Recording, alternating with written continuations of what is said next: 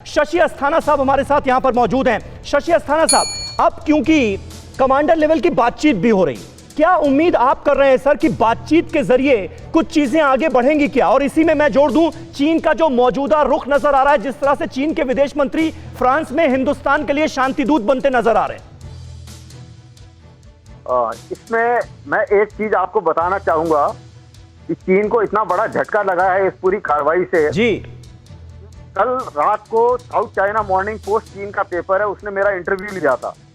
अच्छा। और उस इंटरव्यू में जिस किस्म से सवाल आ रहे थे उसमें साफ नजर आ रहा था कि पूछना चाह रहे थे वो कि भाई हम चीन चारों तरफ से घिर गया है, क्या आपको लगता है कि ये एक डिफेंसिव कार्रवाई है? शी जिनपिंग ये बोल रहे हैं कि हम तिब्बत को एक फोर्ट्रेस बनाना चाहते हैं क्योंकि अब उनको इनसिक्योरिटी महसूस होने लगी है।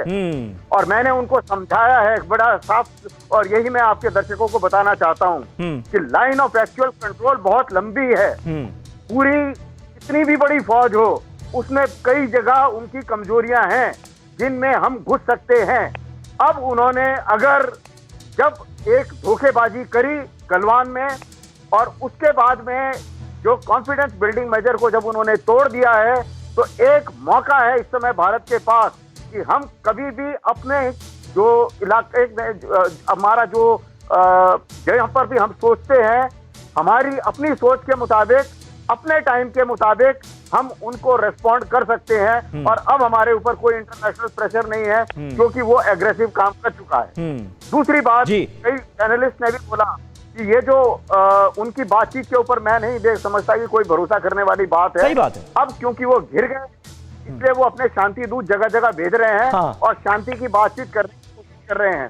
लेकिन जब तक वो स्टैंड ऑफ पोजीशन से 20 अप्रैल की पोजीशन पर नहीं पहुंच जाते, तब तक उनकी जो शांति की बातचीत है उसका कोई मतलब नहीं है, उसका कोई औचित्य नहीं है। बिल्कुल बिल्कुल, उन्हें वापस उस पर जाना ही पड़ेगा। बिल्कुल जाना ही पड़ेगा। और ये बात चीन को बखूबी पता है, सिर्फ टाइम बाइंग की कोशिश हो रही है। ये बिल्कुल साफ संकेत है, कड़ा मैसेज है कि आपको पीछे हटना पड़ेगा। और खास तौर पर पैंगोंग त्सो इलाके में जिस तरह से चीन की हिमाकत का जवाब दिया गया है, करारा जवाब, मुंह तोड़ जवाब, उसके बाद तो अब और ज्यादा दबाव जो है वो चीन पर बन गया है। प्रोफेसर राजन कुमार साहब, किस तरह से इस पूरी स्थिति को आप एनालाइज करेंगे? और कल ही हम ये बात कर रहे थे कि जैसे को तैसा टिट फॉर टैट की पॉलिसी चीन के लिए अब अपनानी पड़ेगी। और पैंगोंग त्सो से जो जानकारियां आ रही हैं वो इसी ओर इशारा कर रही हैं कि ऐसा ही हुआ है, जैसे को तैसा ही मिला है इस बार।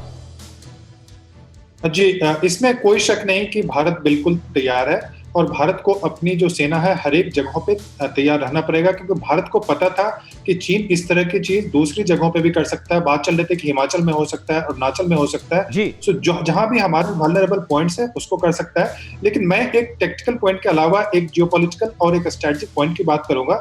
चीन बहुत सारे जगहों पे वो अपना प्रेशर पॉइंट बनाकर रखना चाहता है, क्योंकि चीन को पता है कि अभी शंघाई कोऑपरेशन ऑर्गेनाइजेशन की मीटिंग होने वाली है जिसमें भारत और चीन दोनों शामिल होंगे। फिर वहां ये फॉरेन मिनिस्टर की मीट होने वाली है, डिफेंस मिनिस्टर की मीट होने वाली है।